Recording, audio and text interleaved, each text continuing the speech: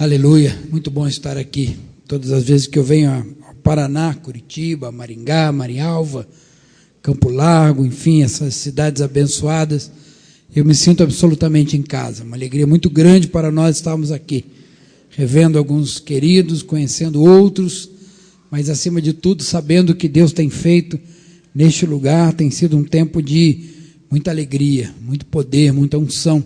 Cada vez que voltamos aqui, muitos relatos do que Deus tem feito, do que Deus está fazendo, nós recebemos e saímos daqui em alegria, debaixo da unção do Senhor, e muito alegres por isso, em nome de Jesus, amém. Te convido você a abrir sua Bíblia no livro de 1 Coríntios, primeira carta de Paulo aos Coríntios, capítulo 15, versículo 24, 1 Coríntios 15, 24. Quero trazer um abraço dos paranaenses que estão lá conosco no Flechas para as Nações, na escola Flechas, e este ano nós temos vários paranaenses lá, é uma alegria para nós, alguns na escola, também no campo missionário, e glória a Jesus. Esse é um estado, um povo de Deus desse estado que entendeu o chamado missionário, entendeu o projeto Flecha para as Nações, e tem enviado do seu melhor, glória a Jesus por isso. Isso é uma alegria não só para nós, mas acima de tudo para o Senhor, que tem se alegrado com cada jovem, com cada oferta, com cada oração, com cada posição que tomamos, não é? Porque Deus se agrada quando nós abrimos mão daquilo que é direito nosso e nós entregamos para Ele. É algo tremendo. 1 Coríntios capítulo 15, versículo 24. 1 Coríntios 15, 24 diz o Senhor: e então virá o fim, quando Ele, o Senhor Jesus, entregar o reino ao Deus e Pai, quando houver destruído todo o principado, bem como toda potestade e poder. Vamos ler outra vez, diz assim: então virá o fim, quando Ele entregar o reino ao Pai, ao Deus e Pai, quando houver destruído todo o principado, bem como toda potestade e poder. Louvado seja o nome do Senhor. Coloca a sua mão sobre o seu coração. E agora abre o seu coração dizendo que você está pronto para receber tudo o que o Senhor preparou para você nessa tarde, nesta noite. Senhor, nós não estamos aqui brincando, nós não estamos aqui só para ter um encontro, mas estamos aqui para ouvir a Tua voz. Por isso, Senhor, ministra sobre os nossos corações. Traz a palavra que Tu já tens separado para nós. Repreendemos todo o cansaço, toda a dispersão, tudo que possa tentar impedir a manifestação do Teu Espírito. Seja lançado por terra, Senhor, porque aqui queremos ouvir a Tua voz. Toma as nossas vidas, nós que aqui estamos, os que vão chegar à noite, os que estão nos acompanhando pela internet, enfim, Senhor, traz a Tua unção e a Tua graça, em nome de Jesus. Louvado seja o nome do Senhor, aleluia. Você pode louvar o Senhor com as suas palmas, dizendo que só Ele é Deus, só o Senhor é Deus, aleluia. Eu tenho certeza que você já sabe, mas é bom sempre lembrar, nós estamos no meio de uma guerra. Essa guerra começou lá no Jardim do Éden, e essa guerra só vai terminar nesta data, quando diz aqui em Coríntios, né? Quando Ele, o Senhor, entregar o reino, o Senhor, entregar todas as coisas ao Deus e Pai, quando houver destruído todo o principado, bem como toda a potestade e poder. Estamos numa guerra espiritual. E esses últimos anos, nesses últimos tempos, talvez nos últimos 500 anos, um pouco mais, nós estamos numa guerra de restauração. O Senhor Jesus, quando esteve aqui, há 2000 anos atrás, quando Ele foi assunto aos céus, Ele deixou a igreja prontinha, preparada. Ali no capítulo 2 de Atos dos Apóstolos, ali começa a história da igreja, quando o Espírito Santo é derramado sobre todos que estavam ali reunidos, cumprindo-se a promessa, lá no livro de Joel, quando diz: e derramará do seu Espírito sobre toda a carne, ou seja, sobre todo o corpo de Cristo. E ali em Atos capítulo 2, começa a história da igreja. E o livro de Atos serve para nos mostrar os 70 primeiros anos da igreja. Como o Senhor se manifestou ali, através daqueles que estavam prontos para ouvir a voz de Deus. De início, os 70, ou melhor, os 12, depois os 70, depois os 120 ali reunidos, e depois 3.000 e não sei quantos mais. O Senhor começa a realizar a sua obra ali no livro de Atos. Aquela era a igreja que o Senhor havia preparado. E se nós analisarmos bem, hoje nós não somos ainda aquela igreja. Hoje nós estamos tentando retornar, restaurar aquela igreja. Você não tem ouvido falar de quando estamos orando do chão tremer? Quantas vezes você já viu o chão tremer quando oramos? Não? Quantas vezes os panos e lenços enviados para outros lugares têm curado pessoas? A sombra tem curado? Quantas vezes alguém está pregando, acompanhando alguém num carro e de repente aparece na outra cidade? Você tem visto isso? Não, então nós ainda não estamos na igreja de Atos. Nós não estamos restaurados ainda. O Senhor está restaurando a igreja. Dos primeiros anos da igreja, ali em Jerusalém, depois se espalhando, o Senhor fez grandes coisas, tremendas coisas. Nem todas estão escritas no livro de Atos, nem todas estão escritas nas cartas do Novo Testamento. Coisas tremendas aconteceram, muitas nós nem sabemos. Quem sabe quando chegarmos lá no céu, nós vamos ver. Eu tenho uma série de DVDs que quando eu chegar lá no céu eu quero ver. Abertura do Mar Vermelho. Eu quero ver quando Jesus, antes da ressurreição, chegou lá no inferno. Eu tenho uns DVDs que eu vou já pedi minha lista lá. Quando eu chegar no céu eu quero ver uma série de coisas. Inclusive as coisas que Deus fez nesses 70, 80, 100 primeiros anos da igreja. Mas de lá para cá o inimigo se levanta contra a igreja. A igreja foi um susto para Satanás. Ele não esperava. A Bíblia fala que a igreja foi o segredo guardado pelos séculos. Satanás achou que quando matasse Jesus, tinha terminado. Jesus ressuscitou, ele ficou assustado. Mas Jesus foi para o céu e falou, acabou. Mas quando ele olha para o lado, 12, 70, 120, 3.000, milhares de Jesuses. Não sei se podemos usar isso no plural. Nascendo porque o Senhor falou, a mesma coisa que eu fiz, vocês podem fazer. E eu acho que Satanás passou umas décadas ali assustado, sem saber o que fazer, mas depois de um tempo ele arregimentou os seus demônios e começou a atacar a igreja de uma forma muito sutil e de uma forma muito forte. No ano 300, mais ou menos, a igreja faz aliança com o governo romano e ano 400, ano 500, e nesse milênio que chamamos milênio da escuridão, a igreja foi deixando de ser aquela igreja que o Senhor havia aprontado ali no livro de Atos. Ela foi se afastando, se afastando, se afastando, e se nós, eu que gosto um pouco de história da igreja, se nós olharmos a igreja ali no século XIV, no século XV, século XVI, a igreja não tinha nem parentesco com a igreja de Atos dos Apóstolos, completamente longe do que Deus tinha para nós, igreja. Mas graças a Deus o Senhor começa a restaurar. Martinho Lutero, Calvino, outros tantos começam a restaurar os ministérios. O ministério de mestre ensinando a palavra. O ministério pastoral recebendo as pessoas para a igreja e tratando-as. O ministério evangelístico, quando o movimento moderno de missões, no ano 1800 mais ou menos, começa a levar missões para o mundo inteiro. Depois ele começa a restaurar, no início dos anos 1900, ele começa a restaurar o ministério profético, Rua Azusa e outras coisas tais. E nos últimos anos o Senhor está restaurando o ministério apostólico. O Senhor quer encontrar a sua noiva da mesma forma que Ele deixou. Você conhece alguma coisa sobre o casamento hebraico? O noivo e a noiva fazem um acordo, fazem um pacto. Olha, você está prometida. José e Maria estavam assim naquela época. E a noiva, então, ela, durante o tempo da promessa e o casamento, ela vai se preparar. Ela vai se adornar. Ela vai preparar o enxoval. Às vezes demorava 1, 2 anos.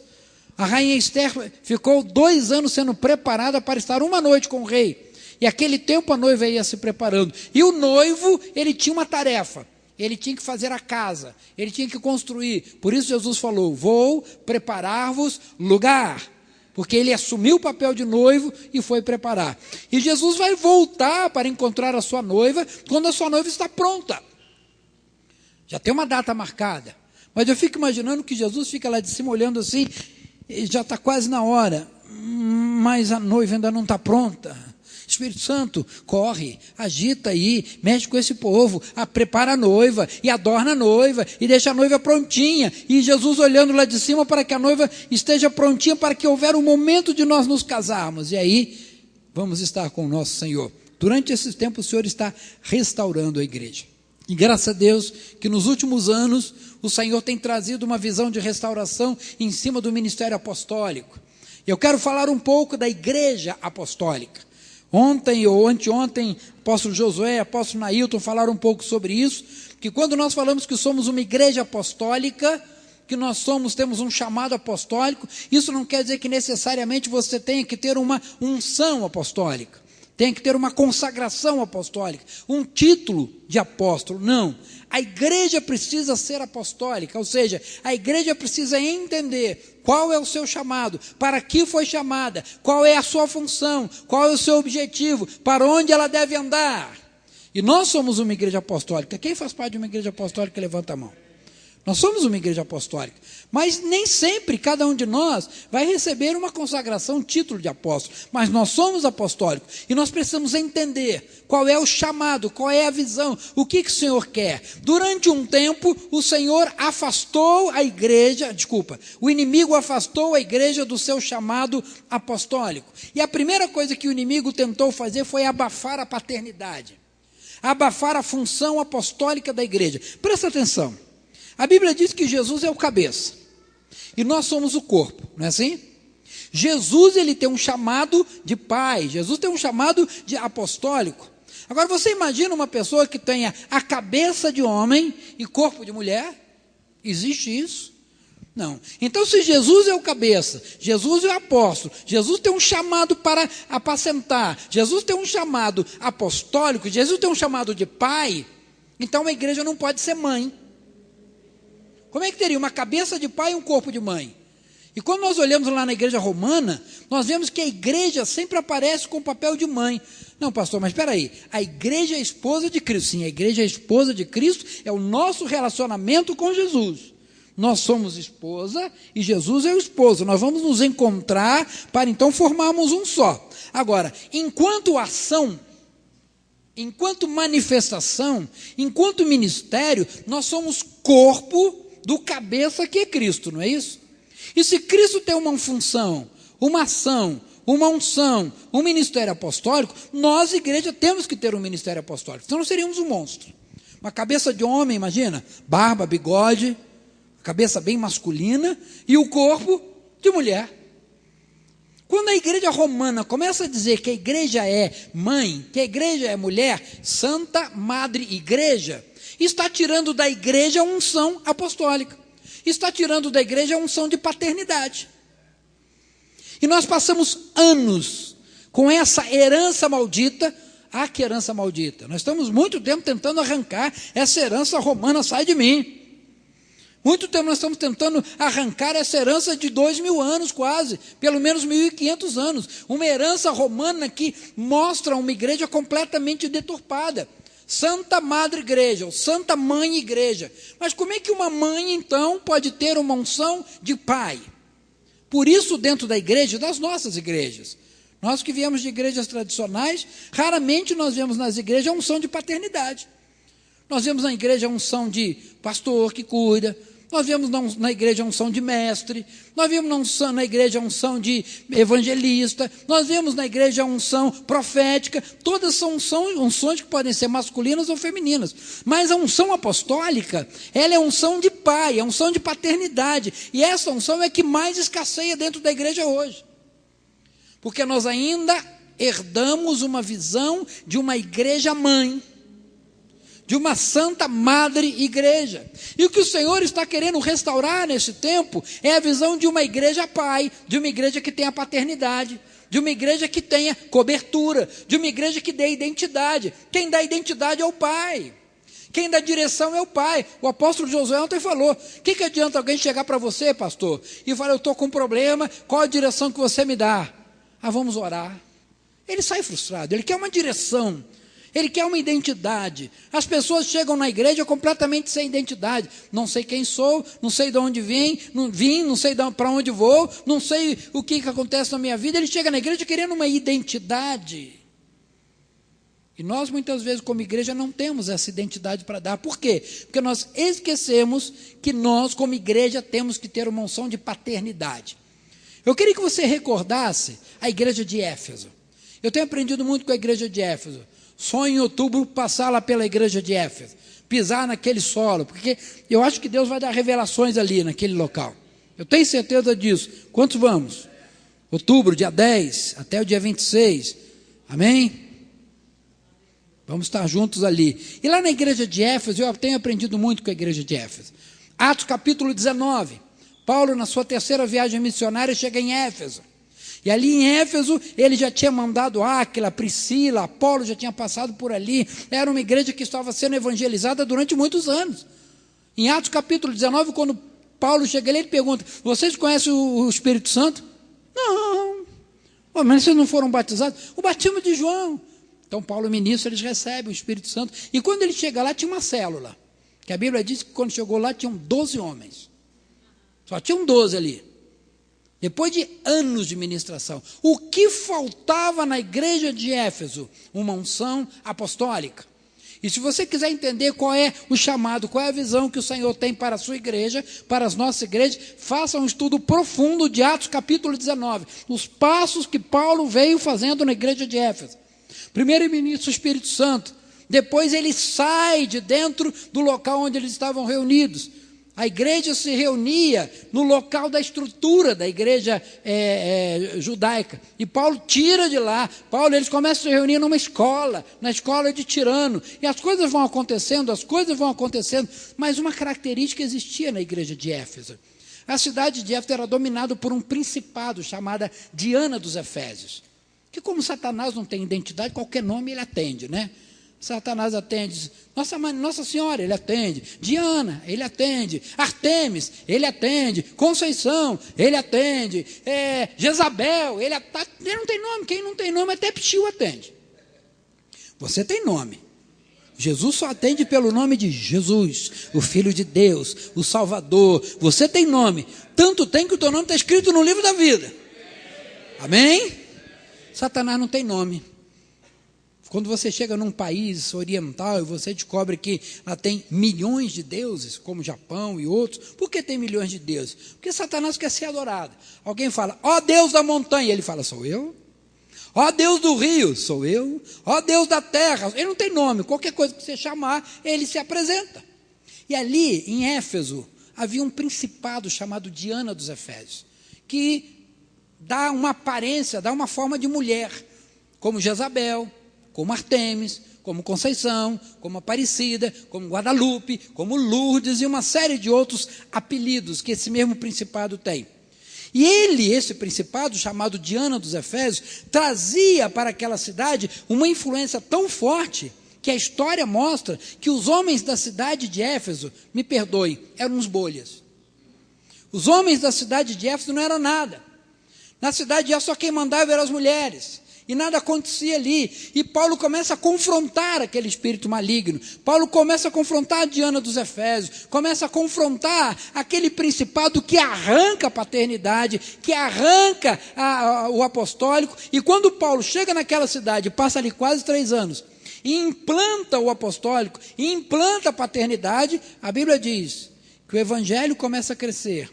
E o avivamento na cidade de Éfeso alcançou toda a Ásia. E a história mostra que o avivamento de Éfeso durou mais de quase 300 anos.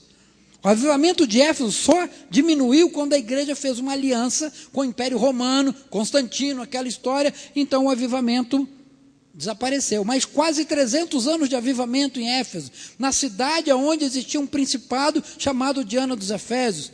Querido, o que o inimigo tem feito e tem querido fazer com mais força nas nossas igrejas é fazer com que o papel de paternidade, o papel do homem, o papel do pai espiritual, do apóstolo, desapareça.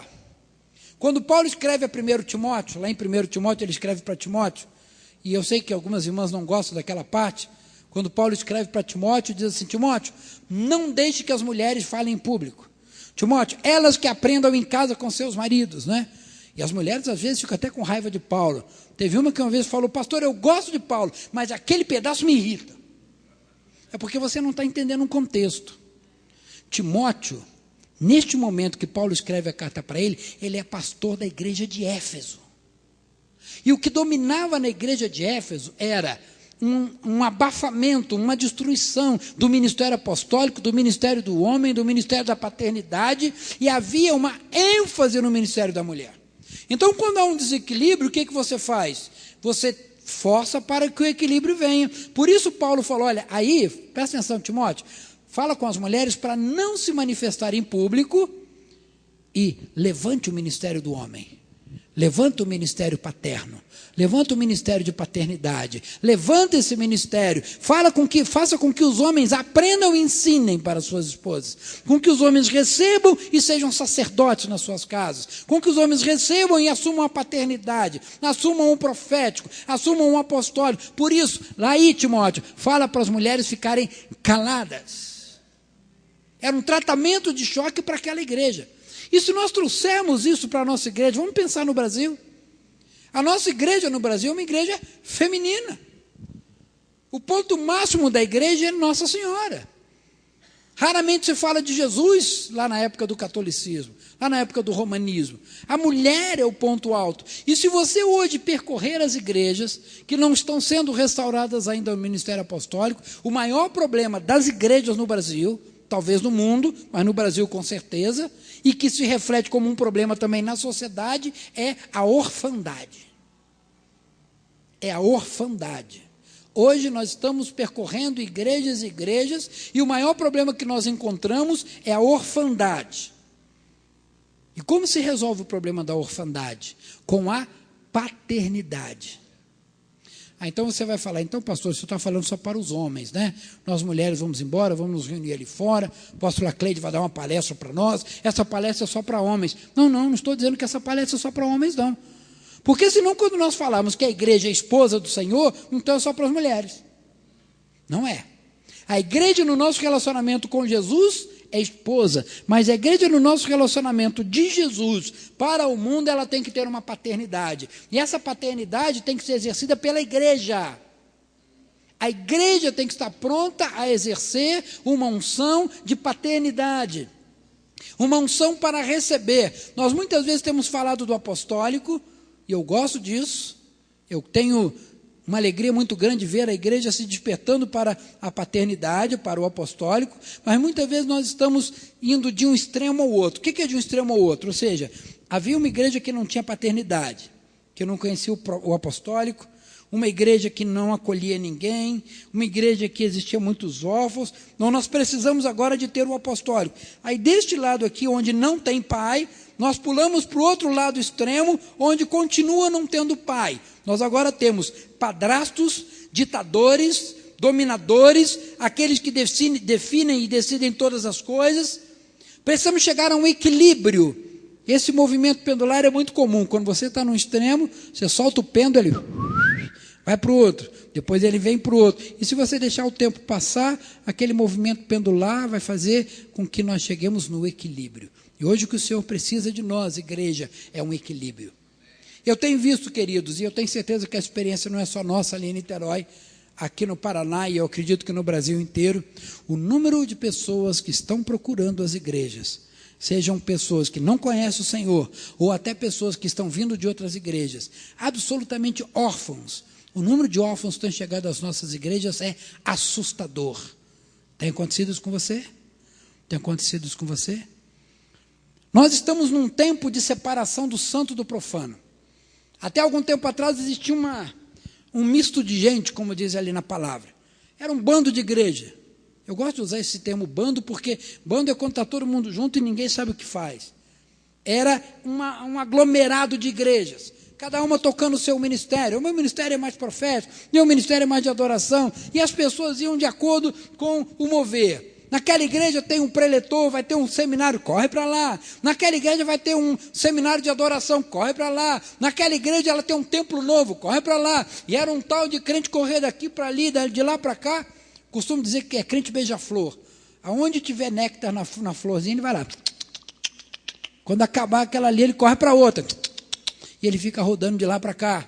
E alguns até chegavam em igrejas sérias, igrejas com uma certa paternidade, mas quando eram confrontados com o seu pecado, quando eram então checados, quando eram colocados frente a frente do que, olha, querido, isso está errado, isso é pecado, eles pulavam para outra igreja.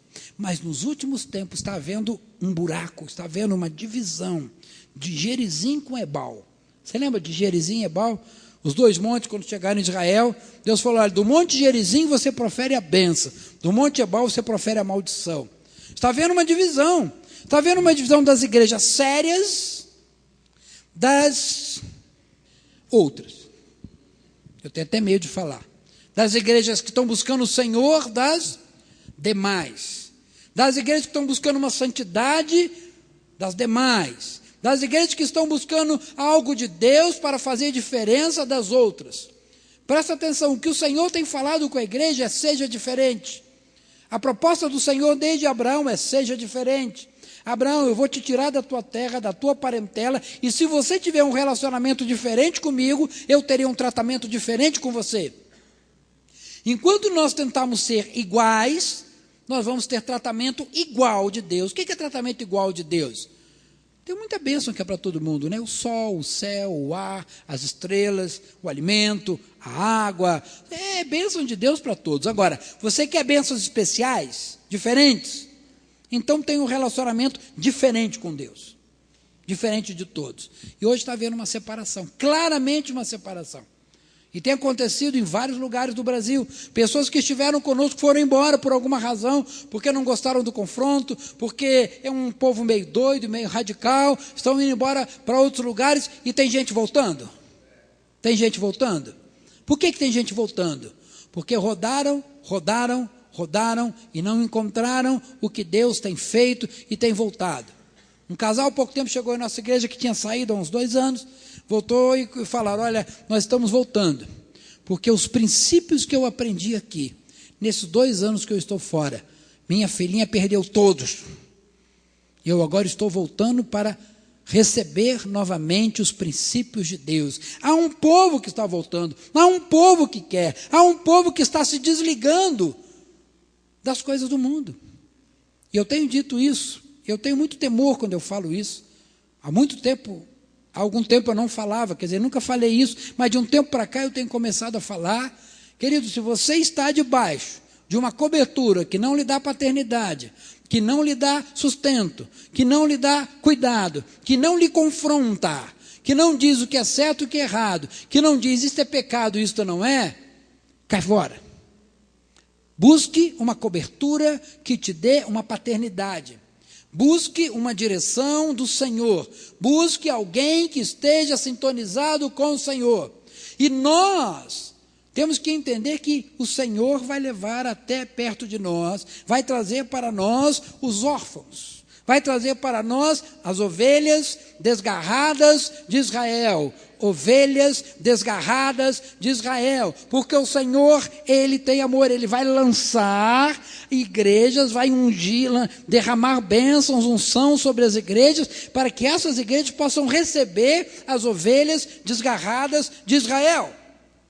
Queridos, eu tenho tido notícias, aqui no Paraná não tem, só lá no Rio de Janeiro, não sei nem se São Paulo tem, mas eu tenho certeza que por aqui não tem, lá no Rio de Janeiro tem, de igrejas que são verdadeiros campos de concentração. Campos de concentração. As pessoas estão ali debaixo de uma influência maligna, de uma presença maligna, estão embaixo de um encantamento. Tivemos notícia de uma igreja agora há pouco tempo, de uns casais que estavam nessa igreja, e era algo tremendo. Se nós pensarmos em termos de campo de concentração, era algo assustador. Algo assustador. Não tinham nenhum apoio. Não tinham nenhum cuidado. Pelo contrário, os líderes, eu tenho até medo de falar pastores, mas os líderes simplesmente dominavam, simplesmente espoliavam aquelas ovelhas. Pegavam um empréstimo bancário, pediam uma ovelha para pegar empréstimo bancário de 80, 100, sei lá quantos mil. Olha, pega o empréstimo bancário consignado, vai vir no teu salário. O desconto, deixa que eu pago.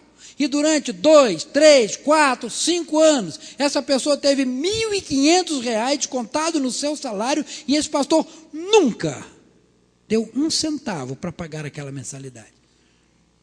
Uma família que está sofrendo com seus filhos, uma família que está tendo dificuldade financeira, porque está pagando um empréstimo que o pastor pegou. Pastor pega carro emprestado no final de semana, me empresta o carro no final de semana? Claro, não vejo problema nenhum nisso. Mas de um final de semana vira um segundo, um terceiro, um quarto, e o pastor fica com aquele carro 2, 3 anos, acaba com o carro, devolve o carro com os IPVAs não pagos, R$3.000 de multa, o carro esbagaçado e nem um muito obrigado. Pessoas sendo dominadas, pessoas tendo que dar o seu tempo na igreja, de segunda a sexta, de 7 da manhã às 10 da noite, e famílias arrebentadas.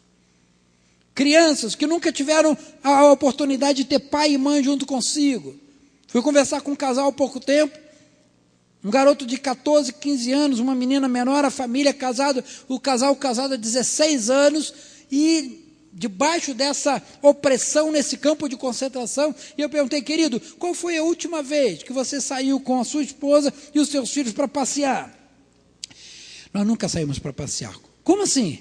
Você conhece? As crianças conhecem o zoológico? Não conheço. Lá no Rio de Janeiro, as crianças já foram no Pão de Açúcar. Não, pastor, nós nunca atravessamos a Bahia, de Niterói para o Rio de Janeiro. Falei, tá bom, mas na praia você vai de vez em quando. Não, nunca fomos. Meu filho tem 15 anos e nunca foi à praia. Sabe por quê? Porque havia uma exigência em cima daqueles líderes que não sobrava tempo para a sua família. Quando eles estavam quase desistindo, quase indo embora, aí veio uma consagração pastoral. Consagraram eles como pastor. Aí agora, então, ele podia exigir mais. Estão num campo de concentração. As vidas absolutamente arrebentadas. Verdadeiros farrapos humanos. Alguns anos atrás, o Senhor, quando estávamos orando pela igreja, o Senhor nos deu uma visão em que, pela porta da igreja, eu estava do lado de dentro, quando eu olho, entra um mendigo. E eu fui para atender. Quando eu olho pela porta da igreja, vi uma fila de mendigos, um atrás do outro. E aquela fila se perdia. Eu falei, Jesus do céu, o que é isso, Senhor? Será que nós vamos ter condições de sustentar todo esse povo? Como é que vai ser? E Deus falou comigo, não são mendigos físicos, são mendigos de alma. São pessoas espoliadas, são pessoas destruídas. São pessoas que têm a sua alma, que têm a sua vida completamente destruída. E a igreja precisa preparar-se para receber estes mendigos. Diga assim comigo, eu preciso me preparar para receber esses mendigos de alma dentro da minha igreja, dentro da minha casa. Eu não estou querendo dizer que você vai hospedar alguém em casa, não. Eu estou querendo dizer que você precisa receber filhos que o Senhor vai te dar. Não estou dizendo você pastor, não. Alguém deve ter falado, isso é com pastor. Isso é com... Não, é com igreja. Vamos pensar em Paulo. Paulo é o exemplo do apóstolo, é o exemplo do pai. E eu quero chamar a atenção de 3 filhos de Paulo. Eu queria que você prestasse atenção. Abre a sua Bíblia, vamos lá. 3 filhos de Paulo. O primeiro deles, abre em 1 Timóteo.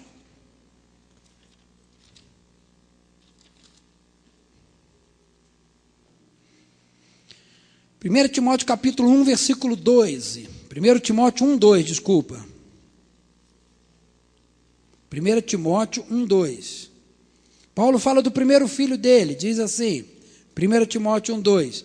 Timóteo, verdadeiro filho na fé, graça, misericórdia e paz da parte de Deus e de Cristo Jesus nosso Senhor. E nós sabemos da unção de Paulo sobre a vida de Timóteo. Timóteo como filho de Paulo. Paulo fala de Timóteo, meu verdadeiro filho. Só que presta atenção, Timóteo não foi um filho gerado por Paulo. Se você vai estudar a vida de Timóteo, Timóteo foi gerado como servo de Deus pela sua avó e pela sua mãe. A Bíblia diz que Timóteo foi criado aos pés da sua mãe, aos pés da sua avó. Sua mãe era uma judia cristã.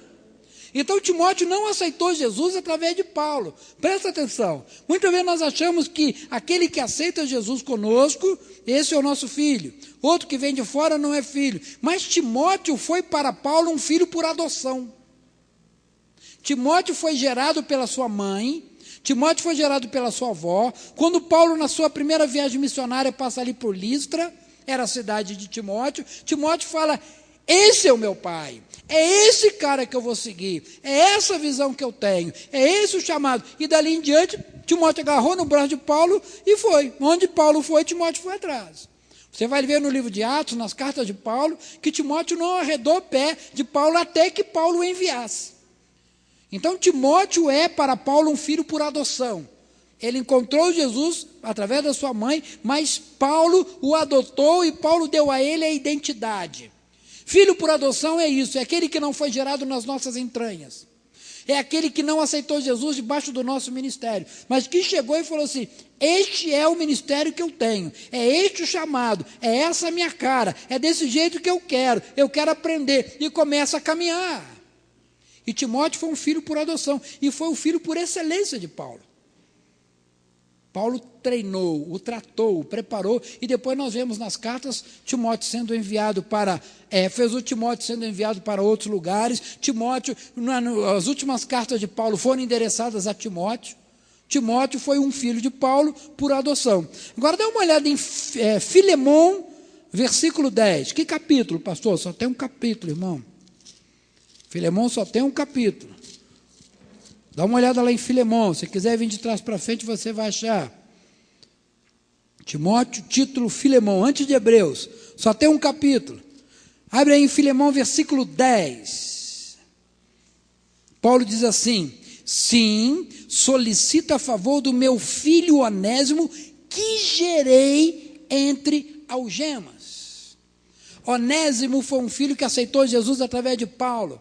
Paulo estava preso, e ali do lado do seu lado tinha um prisioneiro chamado Onésimo.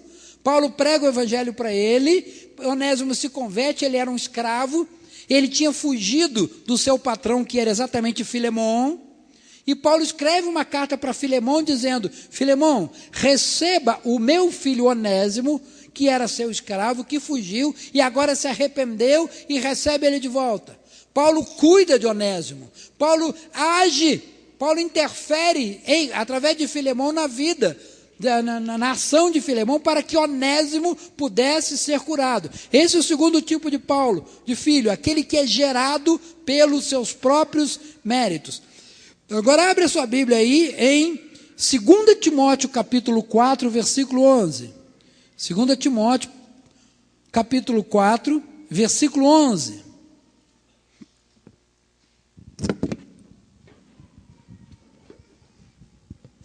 2 Timóteo 4,11 diz assim: somente Lucas está comigo, toma contigo Marcos e traze-o, pois me é útil para o ministério. Você sabe quem é esse tal de Marcos? Esse tal de Marcos foi um jovem chamado João Marcos, que foi companheiro de Paulo na sua primeira viagem missionária. E na sua primeira viagem missionária, Paulo segue num caminho. João Marcos fala: eu não quero seguir com você, eu vou embora, eu vou ficar aqui em Creta. João Marcos abandona a viagem de Paulo, Paulo segue adiante, e depois ele faz a segunda viagem missionária. Na segunda viagem missionária, alguém fala com ele: Paulo, vamos gerar João Marcos? Não quero nem ouvir falar de João Marcos. João Marcos falhou comigo na primeira viagem missionária. Não, você segue com ele e eu vou para cá. E Paulo então segue com Silas na segunda viagem, na terceira viagem. Mas mais adiante, no final do seu ministério, eu não sei o que aconteceu, possivelmente João Marcos deve ter procurado a Paulo, mas no final do seu ministério, Paulo fala: traz João Marcos, porque ele me é útil. Quem é João Marcos? O filho pródigo. Aquele que estava com ele, mas se afastou. 3 tipos de filhos aí tem Paulo: o filho natural, gerado por ele na cadeia, Onésimo; o filho adotado, que não foi gerado por ele, mas passa a caminhar junto com ele, Timóteo; e o filho pródigo, aquele que foi e voltou, aquele que se tornou muito útil, João Marcos.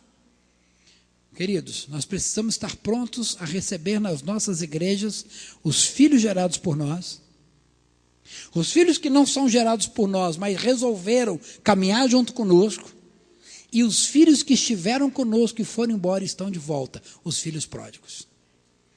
Filhos naturais, filhos adotados e filhos pródigos. Nós, como igreja, temos que receber esses filhos. Filhos adotados, filhos naturais e filhos pródigos.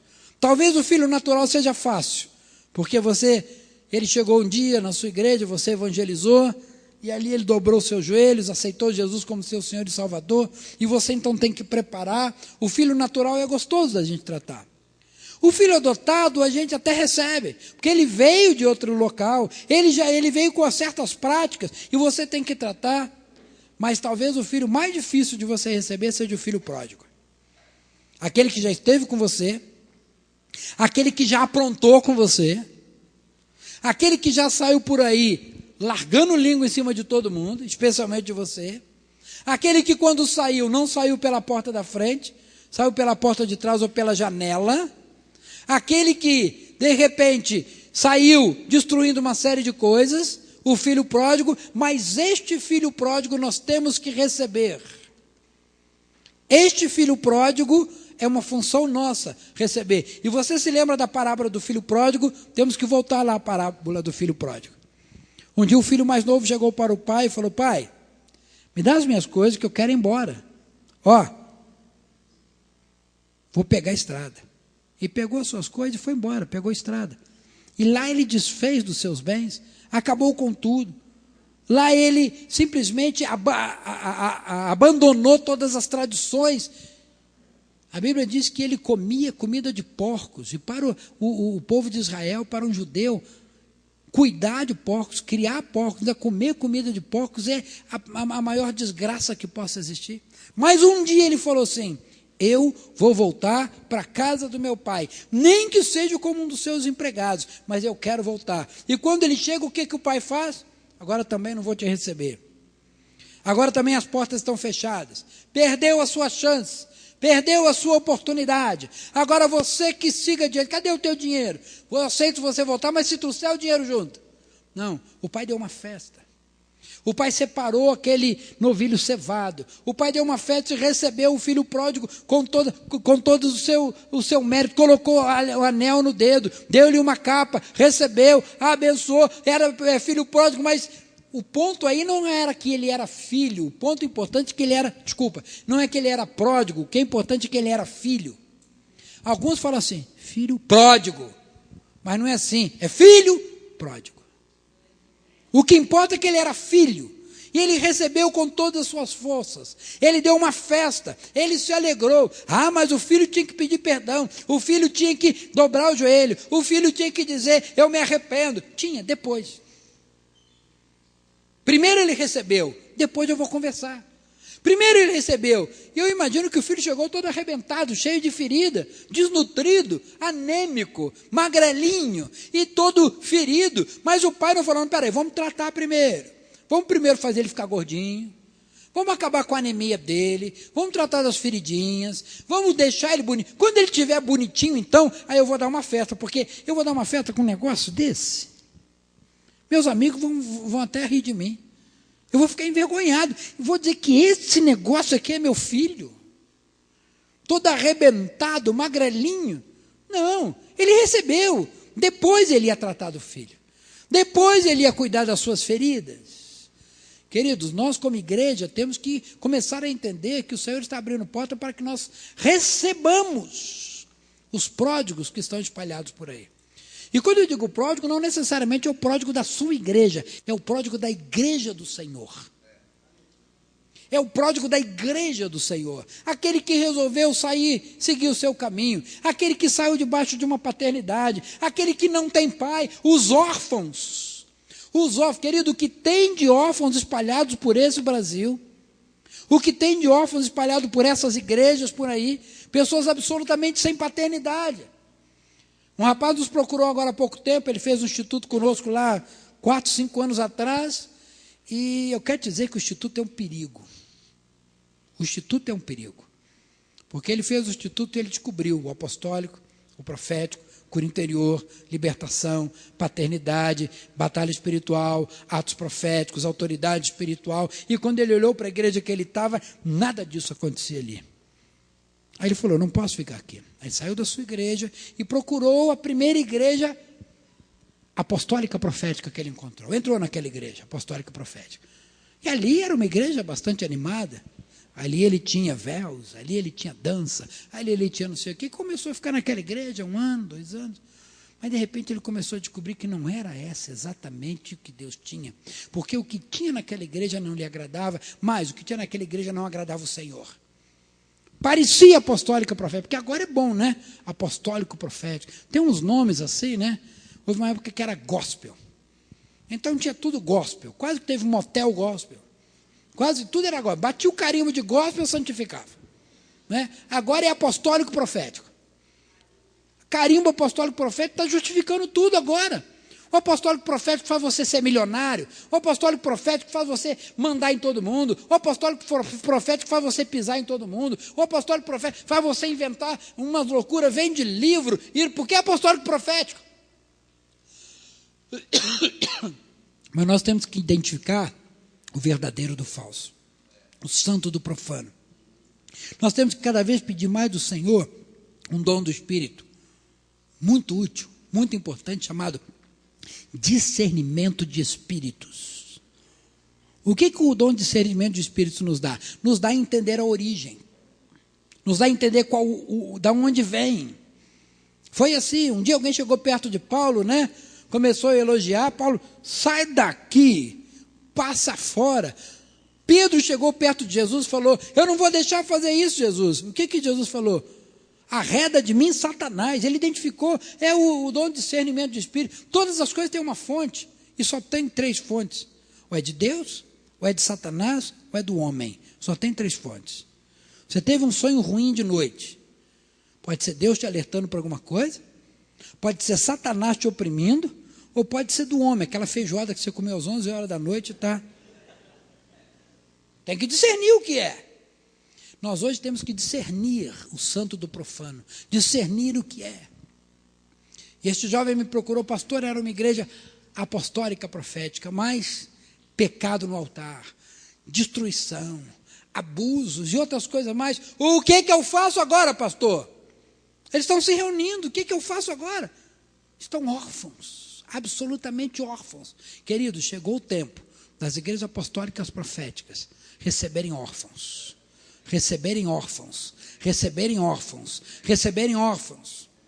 Por que o apóstolo Paulo, por que a igreja diz assim? Por que a Bíblia diz assim?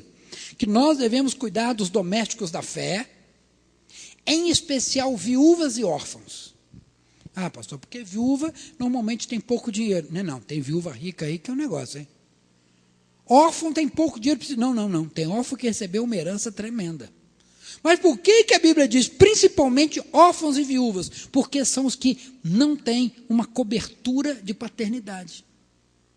A viúva, quem é a cobertura dela? Ou melhor, a esposa, quem é a cobertura dela? O marido. O marido falta, quem é a cobertura dela? Não tem. O filho, quem é a cobertura dele? Pai. Quando o filho morre, não tem. Então, quem o Senhor levanta para dar cobertura? As viúvas e os órfãos. A igreja. A igreja.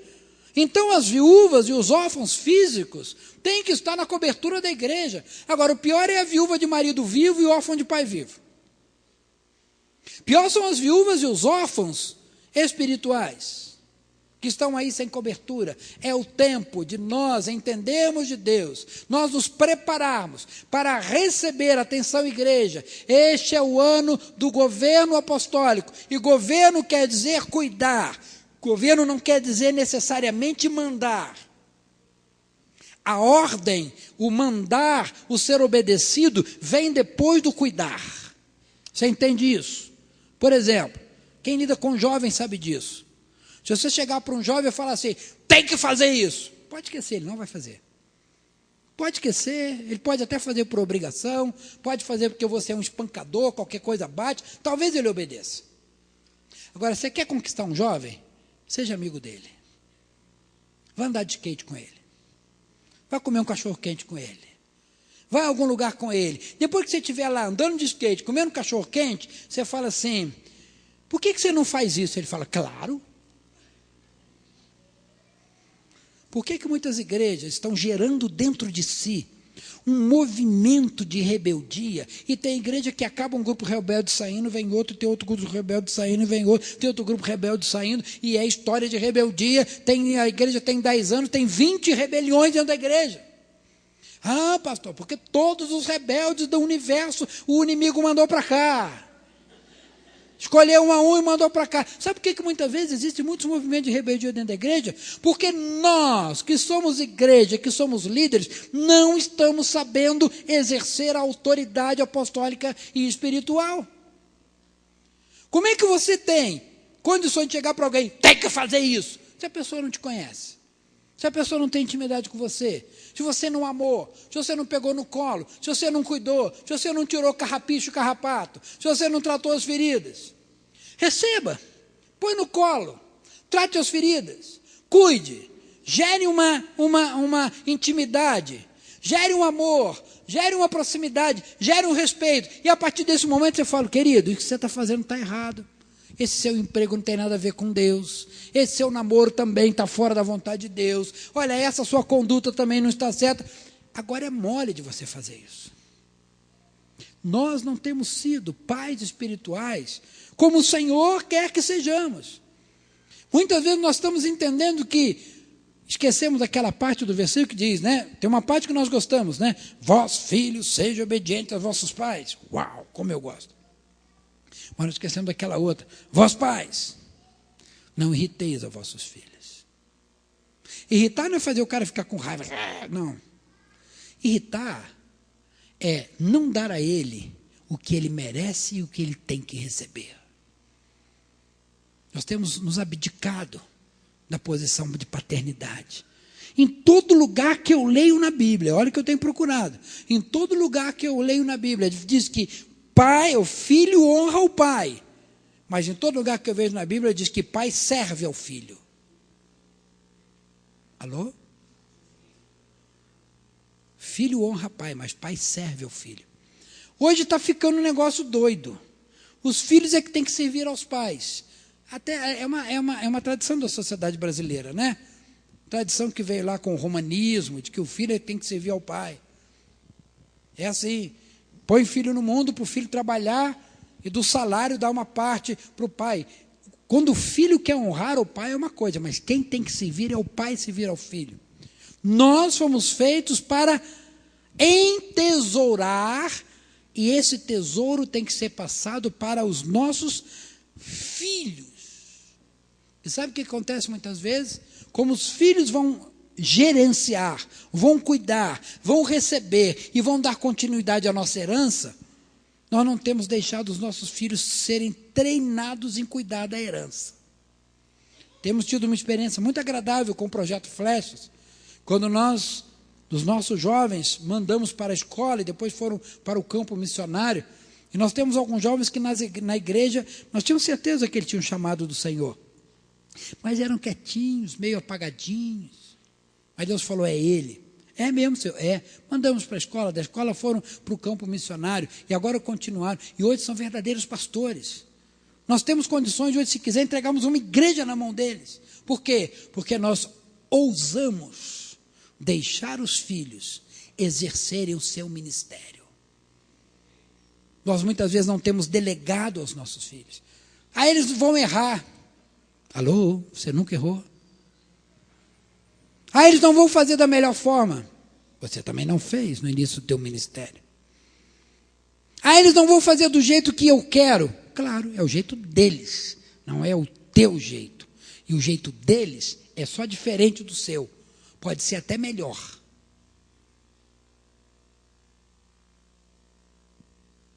E nós estamos abafando os filhos, e quando abafamos os filhos, não estamos exercendo a nossa paternidade. Muitas vezes, nós temos visto dentro das igrejas, pessoas que estão em verdadeiros campos de concentração. Há famílias que são campos de concentração. Há igrejas que são campos de concentração. As pessoas não têm liberdade. As pessoas passam a ser obrigadas a fazer daquele jeito, daquela forma, não tem alternativa. Querido, nós temos que ser unidos na visão. Nós temos que ser unidos no mover, nós temos que ser um no propósito, nós temos que caminhar diante do Senhor, mas graças a Deus nós somos diferentes uns dos outros. Rede Apostólica Aliança, em torno de umas 100 igrejas, mais ou menos. Deixa eu te falar, não tem duas iguais. Não tem duas iguais. Pode até uma ser filha da outra, pode ser uma do lado da outra, mas são diferentes. Uma tem um chamado mais missionário, outra tem um chamado mais profético, outra tem um chamado mais apostólico, outra tem um chamado mais evangelístico. São diferentes agora. Há algo que nos une, que se chama visão. Visão. Você pode estar numa igreja por 3 motivos. Ou pela estrutura, ou pelo homem, ou pela visão. Está na igreja pela estrutura é assim. Não, aqui a igreja tem uma estrutura, eu tenho um cargo, eu tenho um departamento de crianças, eu aqui posso ficar no louvor, estrutura. Você está ali por causa da estrutura. Se mudar a estrutura, você vai embora. Você cantava no louvor, aí por alguma razão você não canta mais, você vai embora, porque você estava ali por causa da estrutura, do cargo, da posição, porque fazia isso que te agradava. Outra alternativa que tem é a pessoa estar numa igreja por causa do homem. Eu estou aqui por causa do pastor fulano, eu estou aqui por causa da irmã fulana, eu estou aqui que o meu líder de grupo familiar, de célula, de casa de oração é o fulano, e a hora que mudar eu vou embora. Eu estou aqui porque o meu líder do ministério é fulano, se não for eu vou embora. Agora tem um terceiro motivo pelo qual você está numa igreja, por causa de uma visão, e eu estou em cima desta visão. Se o irmão José estiver comigo, glória a Jesus. Se ele não estiver comigo, problema dele, mas eu estou aqui por causa desta visão. Se a estrutura é desse jeito, eu estou aqui. Se mudar a estrutura, não tem problema nenhum, porque eu estou aqui em cima de uma visão. E essa visão quer dizer DNA. Essa visão quer dizer herança. Essa visão quer dizer família. Essa visão quer dizer que nós estamos caminhando juntos. E às vezes nós não entendemos que o que nos move precisa ser a visão, o que nos move precisa ser um chamado, o que nos move precisa ser o que Deus tem para cada um de nós. E nós nos esquecemos disso muitas vezes. Nós estamos procurando tantas coisas, correndo atrás de tantas coisas. O Senhor quer igrejas maduras. Não existe paternidade para adolescente e para criança. Criança não é pai. Adolescente não é pai. Só quem é pai é adulto. Por isso o Senhor fez o sexo para o casamento. Porque só quem pode ser pai é aquele que é maduro, aquele que é adulto. E muitas vezes nós estamos dizendo que temos uma paternidade, ou que somos uma igreja que acolhe, somos uma igreja apostólica, mas estamos nos perdendo no trique-trique do dia a dia. Criança que se perde no trique-trique do dia a dia. Adolescente que se perde no trique-trique do dia a dia. Adolescente que gasta horas brigando porque ele usou a minha bicicleta. Botei a bicicleta aqui, acabei de encher os pneus, limpei a bicicleta toda, e alguém veio e foi passear com a minha bicicleta. E fica emburrado, brigando por causa da bicicleta. Isso é coisa de adolescente. Aí muitas vezes dentro das nossas igrejas, nós temos esse trique-trique do dia a dia, estamos brigando por bicicleta, estamos brigando por cargo, estamos brigando por não sei o quê, e queremos ser uma igreja apostólica. Como? Como que uma igreja imatura pode ser apostólica? Então nós temos que buscar a maturidade, junto com a maturidade vem a paternidade, junto com a maturidade vem o apostólico, junto com a maturidade vem os filhos, junto com a maturidade vem uma visão, junto com a maturidade vem uma identidade. Não é comum do adolescente ter identidade, desculpa os adolescentes. Não é comum. De repente, a moda é bermuda até não sei aonde, e tênis desamarrado, e cabelo não sei o quê. Você olha, está todo mundo igual, você nem sabe quem é. Tem que olhar o rostinho para ele. Ah, é o fulano, porque é igual. É um carimbo. Pá, pá, pá, pá, pá, pá, pá, pá, pá, não tem identidade. Aí surge a moda diferente. Agora é bermuda aparecer no bolso. Aí todo mundo com bermuda aparecer no bolso. Agora é... O adolescente não tem muita identidade, ele vai com a massa. Deixa eu te falar, igreja adolescente não pode ser pai. Igreja adolescente não pode ser uma igreja apostólica. Não seja Maria vai com as outras. Não seja adolescente. Qual é a tua identidade? Qual é o teu chamado? Qual é o teu propósito? Qual é a tua visão? Aonde você quer chegar? É isso.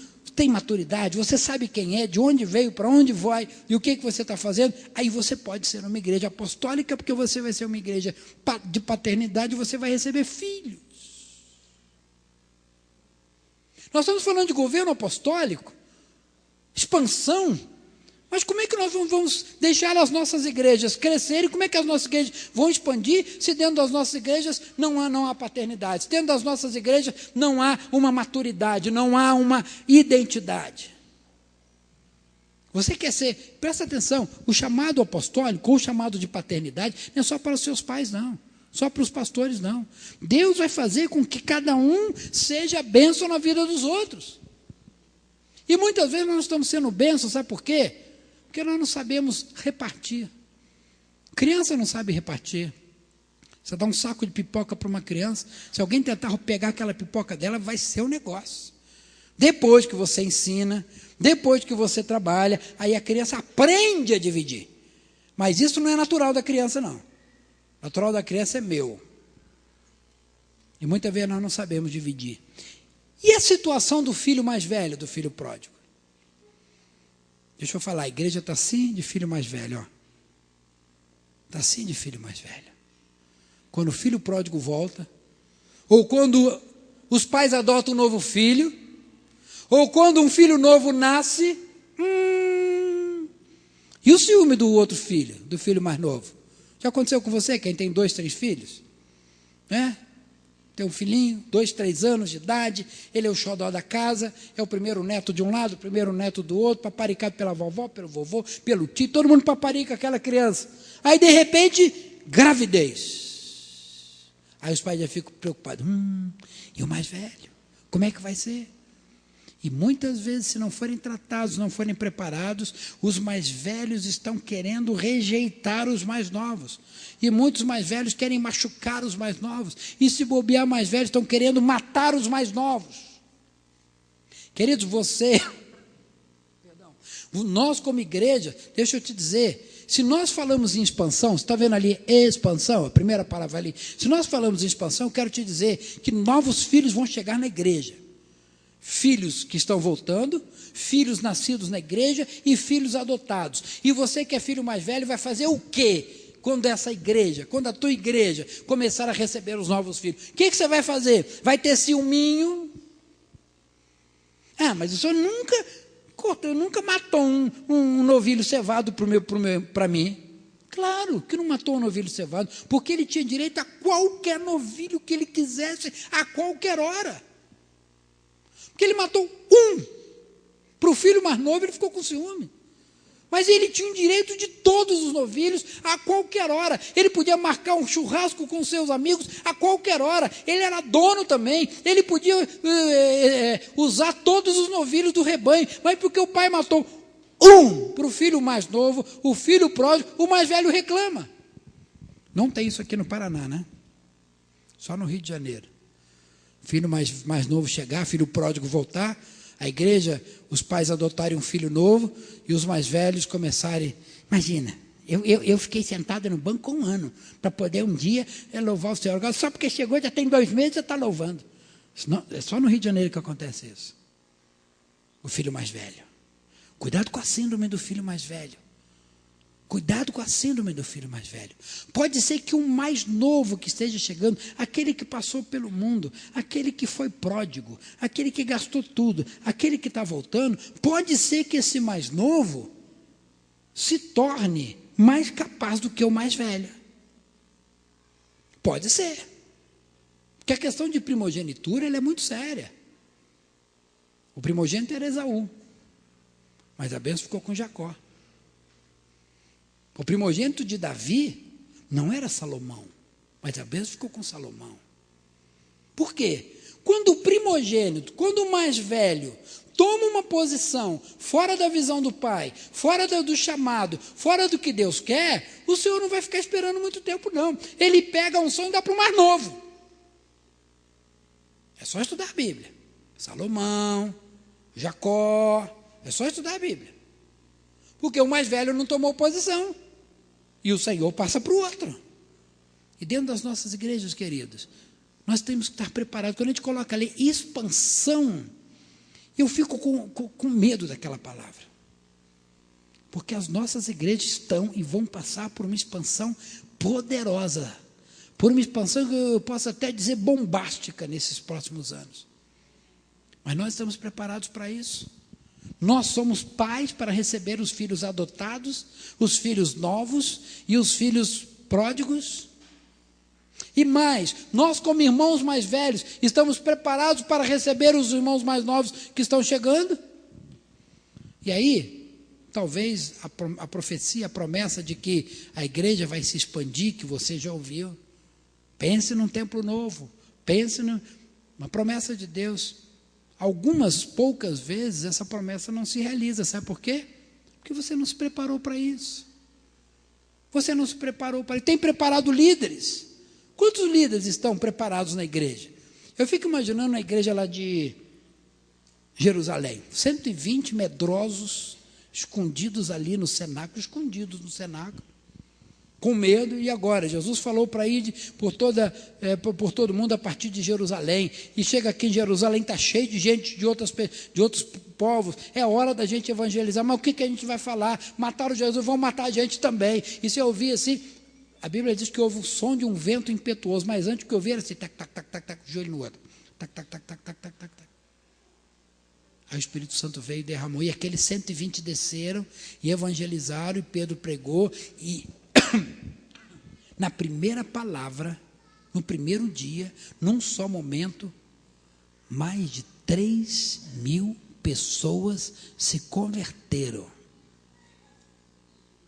Pastores, se amanhã, domingo, você começar a pregar, vou baixar um pouquinho, para também não exagerar.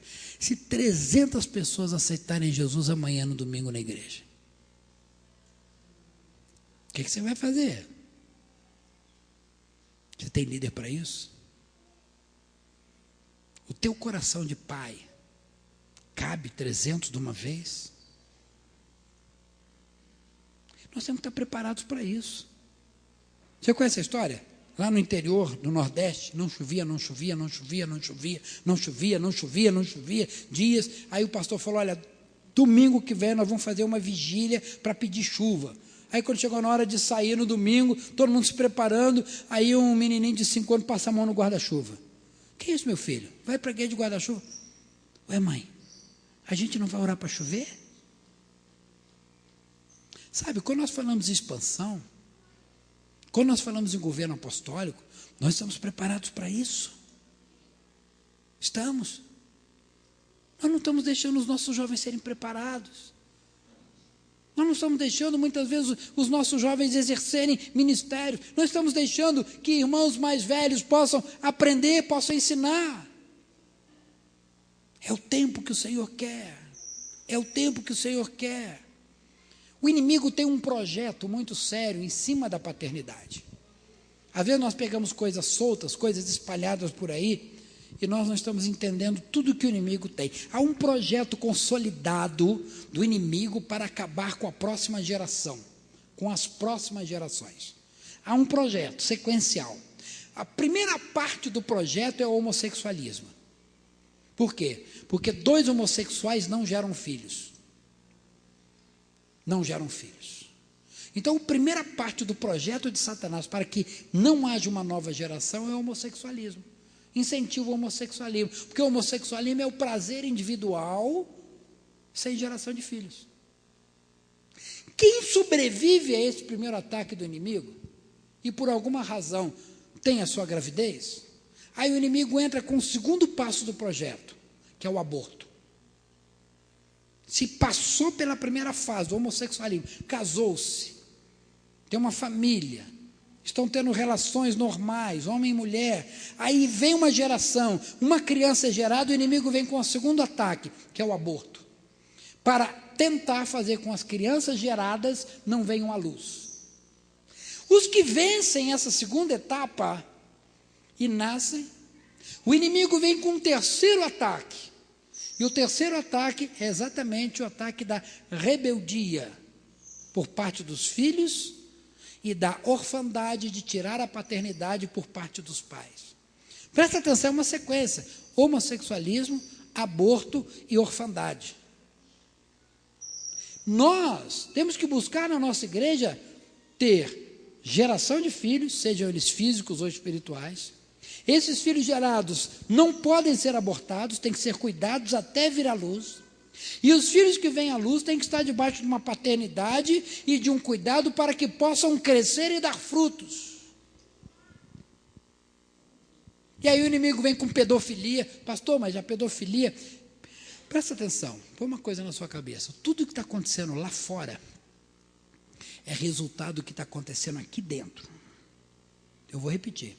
Tudo que está acontecendo lá fora é resultado do que está acontecendo aqui dentro. Pastor, mas está acontecendo muita pedofilia dentro da igreja? Física eu não sei, mas espiritual sim. O que é pedofilia espiritual? São os pais abusando dos filhos. São os pais abusando dos filhos.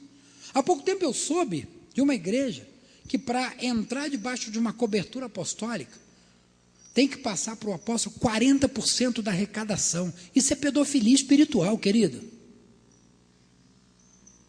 Vai me desculpar, mas isso é pedofilia espiritual. É o pai abusando do seu filho. 40% de toda a arrecadação da igreja tem que ir para o pai espiritual. Vai me perdoar, isso é pedofilia espiritual. Ah, é. E por que está acontecendo lá fora? Porque tem aqui dentro.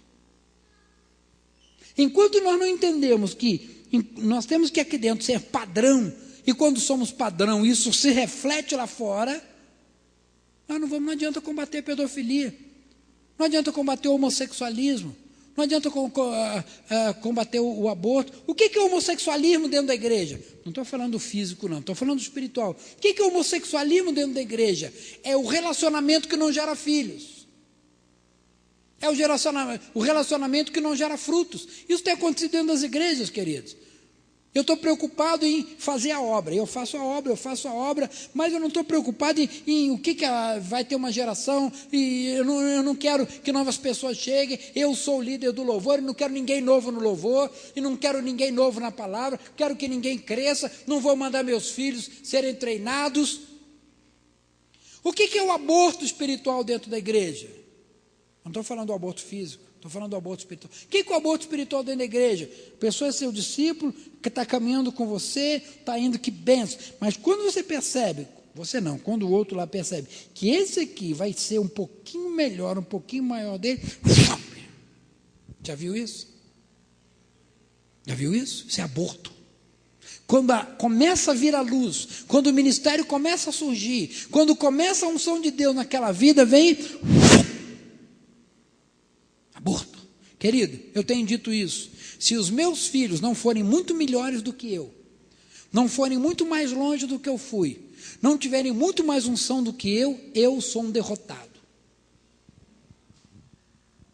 Os meus filhos espirituais e físicos têm que ir mais longe, têm que ter mais unção, têm que ter mais chamado, têm que ser muito melhor do que eu. Se eles forem iguais a mim, eu sou derrotado. Se eles forem pior, então, maldito homem que sou, misericórdia do Senhor. Eu tenho visto aborto dentro das igrejas. Eu tenho visto aborto. O irmãozinho pega aquele jovem e começa a ensinar ele num instrumento, começa a ensinar ele na ministração, começa a ensinar ele no louvor. Meu irmãozinho, então, olha, naquela reunião de quinta tarde, das mulheres, que só tem 5 ou 6 mulheres, você vai ministrar o louvor, tá? Aí o irmãozinho vai pela primeira vez ministrar o louvor, e quando ele pega o microfone, vem uma unção. E a unção se derrama, e é uma unção, é um poder, uma glória de Deus. Aí o pai espiritual, ou aquele filho mais velho, ou aquele que ensinou, se morde de inveja. Você já ouviu falar isso? Já ouviu isso em algum lugar? O que é isso? Aborto. O que é isso? A síndrome do irmão mais velho. O que é isso? O impedimento de que uma nova geração surja. Queridos, se nós estamos num governo apostólico, nós estamos num processo de expansão, nós temos que estar preparados para isso. Nós temos que estar preparados para que o Senhor possa derramar sobre as nossas igrejas uma unção de paternidade que seja capaz de acabar com a orfandade. Fica preparado. Novos filhos na fé.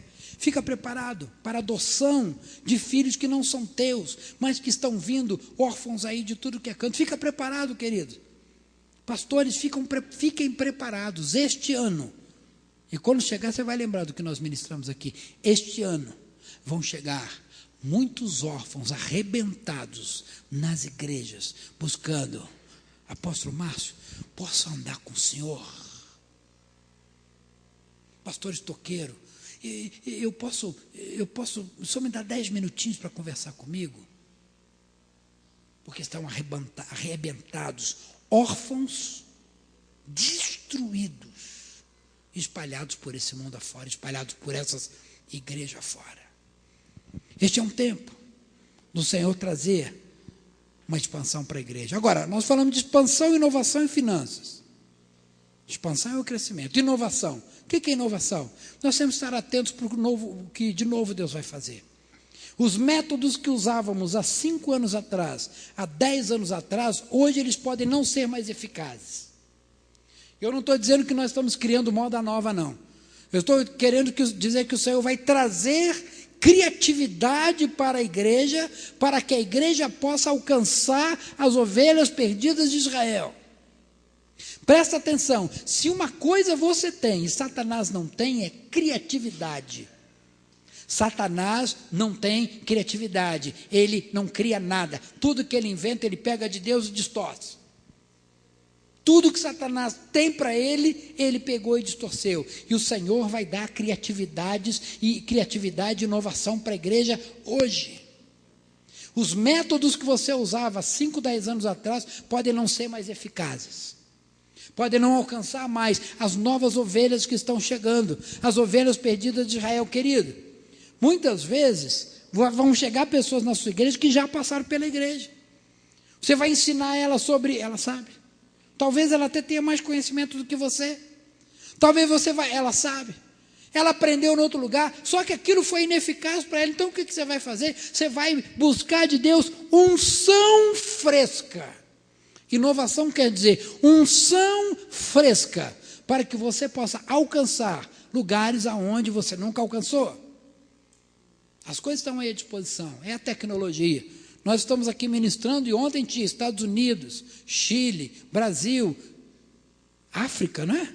Tinha um país da África. Olha a tecnologia, olha a inovação. Queridos, as técnicas que usamos há tempo atrás, elas podem não ser mais capazes de segurar o jovem na igreja.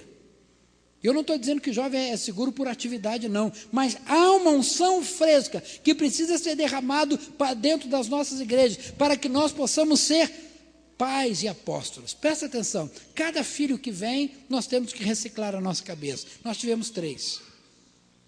Cada um que veio diferente. Cada um você tinha que tratar de um jeito diferente. E quando a criança é pequena, você tem um tipo de coisa, não é assim? Com criança pequena, você vai passear com as crianças onde? Vai no parquinho, não é? Vai brincar com brinquedinho. Quando a criança já está adolescente, né? 15 anos, vamos no parquinho. Ô velho, sai fora. Parquinho não funciona mais. Então já tem que ser outras coisas, não é? Quando a criança é pequena, você compra um pacotinho de pipoca e tá jóia. Um picolé, então, é uma coisa maravilhosa. Agora, quando a criança é um pouquinho maior, o saquinho de pipoca não vale não, você tem que ir para a lanchonete, você tem que ir para a pizzaria. Quando eu digo inovação é isso, queridos, nós estamos entrando num novo mover dentro da igreja, e quem sabe o saquinho de pipoca não vale mais. Quem sabe, aquilo que você conhece da palavra, já está pouco, você tem que se aprofundar mais, tem que estudar mais, tem que buscar mais, tem que saber qual é a necessidade. Nós temos que inovar no sentido de trazer coisas novas para o nosso meio. Não estou dizendo inventar, não. Cuidado, o saquinho de pipoca não vale, então eu vou dar uma cerveja para o meu filho. Não, não é isso não. Mas muitos de nós estamos perdendo filhos, porque estamos tratando adolescentes com saquinho de pipoca. Muitos de nós estamos perdendo filhos, porque estamos tratando jovens com picolé e pirulito. Tem que haver uma inovação, tem que haver uma reciclagem, tem que haver algo de Deus. E o último item que fala lá é finanças no reino de Deus. Eu gostei quando ontem o apóstolo Josué, ou foi o Nailton, acho que foi o Josué, falou do rei Jeoás, em que o profeta falou com ele, fere a terra, e ele pegou 3 flechas, e parou. Quando parou, o profeta chegou a ficar irado com ele. Você perdeu a batalha. Você só atirou 3 flechas. Por que só 3 flechas não é suficiente? A aljava, que é onde se guardava as flechas, cabia 5 ou 6 flechas. Ele não usou tudo que tinha, ele só usou a metade. Por isso ele não alcançou a vitória. Querido, quando nós estamos na obra do Senhor, nós temos que usar tudo para o Senhor.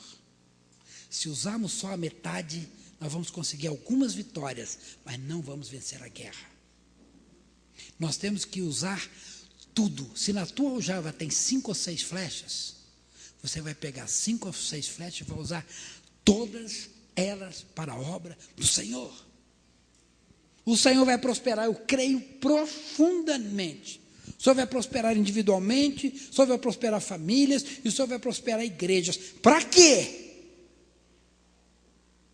Para o seu objetivo, para a obra do Senhor, para o reino de Deus. Se não for assim, para quê? O Senhor vai te dar 6 flechas, e você vai usar 3 para o reino e vai guardar as outras 3. Para quê? Eu não creio que Deus tenha o propósito de enriquecer igrejas, pessoas, famílias, para que as pessoas possam dizer, sou rico. Não creio nisso. Não creio absolutamente nisso. Eu creio que prosperidade é para todos. Riqueza não é para todos. Em nenhum lugar a Bíblia fala que todos seremos ricos. Riqueza é um dom, como cantar. Que glória a Jesus, os irmãos aqui tocando e cantando. Mas não me pede para fazer isso não, que vai ser uma taquara rachada. Só a misericórdia e a unção de Deus. Cantar não é para todos, é um dom. Pregar não é para todos, é um dom. Tem uns que pregam muito bem, tem outros que só a misericórdia de Deus. Riqueza é um dom, não é para todos. Alguns serão muito ricos, outros terão as suas necessidades supridas. Agora, prosperidade não escapa é para todo servo de Deus. O que é prosperidade? Dar frutos. Isso é prosperidade. Você tem uma mangueira aqui gigantesca, 10 metros de altura, e aqui é uma mangueirinha michuruca, eu gosto de usar isso, já usei um monte de vezes. Chega na época de manga, a michuruquinha pequenininha aqui, dá tanta manga que ela chega a ficar arriada. A grandona já está velha, bonita, tem umas 10 manguinhas. Qual é a mais próspera? A mangueirona ou a mangueirinha? A pequenininha, apesar de não ser a mais rica, ela é a mais próspera. Não busque riqueza para satisfazer os seus desejos. Quando falamos em finanças, ali nós estamos falando em finanças, olha o que está escrito ali. Não sei se você está lendo o que está escrito assim. Finanças aonde? No reino de Deus. Invista tudo. Se você tem 6 flechas, atire 6. Não atire 3. Porque você não vai alcançar a vitória na guerra. Talvez você alcance a vitória em algumas batalhas. E o profeta falou, cara, se Deus te deu 6 flechas, por que você atirou 3? Tem gente que fica pensando, vem cá, mas o rei tinha que adivinhar? Não. Ele tinha tudo ali, ele tinha que entregar tudo. Ele tinha que fazer todo o seu esforço. Igreja, invista todo o seu tempo, todas as suas finanças, todos os seus bens, todo o seu tempo, todos os seus servos de Deus, todo o recurso que você tem no reino. E aí nós vamos poder ter expansão, e aí nós vamos poder deixar Deus agir. O Senhor quer levantar uma igreja pai. Rejeitamos a igreja mãe. Rejeitamos a igreja mãe. Queremos uma igreja pai, porque Cristo é o cabeça, e não pode ter uma cabeça de homem e um corpo de mulher. Não tem como. Muitas vezes nós queremos a cabeça de homem e o corpo de mulher. Não, a igreja tem que ser pai, tem que acolher filhos próprios, filhos adotados e filhos pródigos. Você tem que se preparar, eu tenho que me preparar. Eu estou simplesmente compartilhando com os irmãos o que eu tenho vivido. Na nossa igreja estão chegando, nesses dias, filhos novos, filhos que foram e estão voltando, e filhos de outra paternidade ou de outro agrupamento que não tinham paternidade, estamos adotando. Exatamente nesses dias, nossa igreja está recebendo filhos pródigos que estão voltando, filhos novos que estão sendo gerados ali, e filhos de outros arraiais que estão sendo expoliados, que estão em campo de concentração, estão procurando respirar e ter uma paternidade. Esse é o tempo da igreja. Esse é o tempo da igreja. Pastor, não se assuste se começar a chegar na tua igreja, como na visão que eu vi, um mendigo, e outro mendigo, e outro mendigo, e outro mendigo, esteja preparado para receber. A unção apostólica é uma unção que deixa para trás uma série de coisas. Os trique-trique do dia a dia ficam para trás. Os detalhezinhos ficam para trás. Agora, nosso objetivo é fazer a obra de Deus e levantar os braços e receber aqueles que estão chegando. Claro, vai ter que ter discipulado, vai ter que ter confronto, vai ter que ter ensino, vai ter que ter perdão, vai ter que ter arrependimento, vai ter que ter acerto. Esse é o trabalho do dia a dia. Esse é o trabalho do dia a dia. Mas o nosso papel como igreja, igreja apostólica, é receber filhos, sejam eles próprios, sejam eles adotados, ou sejam eles filhos pródigos. Você recebe isso? Eu quero te pedir a ficar de pé em nome de Jesus. Em nome de Jesus.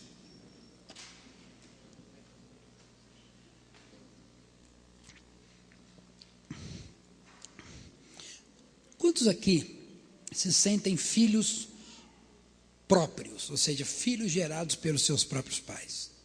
Quantos são filhos gerados pelos seus próprios pais? Quantos aqui são filhos adotados? Não foram gerados pelos seus próprios pais, estou dizendo no nível espiritual, e que foram recebidos por igrejas, recebidos por pastores, você fala, este é meu pai. Quantos aqui são filhos adotados? E quantos aqui são filhos pródigos? Foram, experimentaram coisas ruins e voltaram para o aconchego do pai. Quantos são filhos pródigos? Nós temos filhos de todo tipo aqui, próprios, adotados e pródigos. Então, querido, você tem que estar preparado como irmão mais velho para receber os irmãos próprios, os irmãos adotados e os irmãos pródigos. Uma igreja apostólica, ela tem pais e ela tem filhos mais velhos, que estão preparados a receber os filhos que estão chegando. E não vai parar de chegar não, hein? Porque não é uma igreja próspera, então não vai parar de chegar não. Cada vez vai ter mais filho. Cada vez você vai ter que cuidar. O mais velho ajuda o pai a cuidar do mais novo. E assim vai, e a igreja vai crescendo. Em nome de Jesus, feche os seus olhos. Eu quero ministrar sobre a tua vida.